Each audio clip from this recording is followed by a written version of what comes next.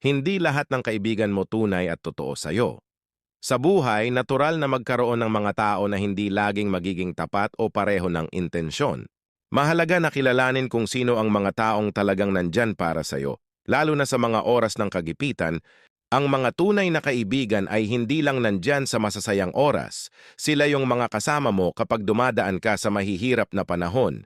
Hindi nila binabalot ng matatamis na salita ang katotohanan, bagkus sinasabi nila kung ano ang kailangan mong marinig, kahit masakit tanggapin. Ang tunay na kaibigan ay nagdiriwang ng iyong tagumpay nang walang inggit at sumusuporta sa'yo nang walang inaasahang kapalit. Sila ang mga nagche-check sa'yo kapag tahimik ka at nagpapaalala ng iyong halaga kapag ikaw mismo ay nagdududa. Ang pagkakaroon ng tunay na kaibigan ay di nasusukat sa dami ng mga ito kundi sa iilang tunay. Laging mas mahalaga ang tunay kaysa sa dami.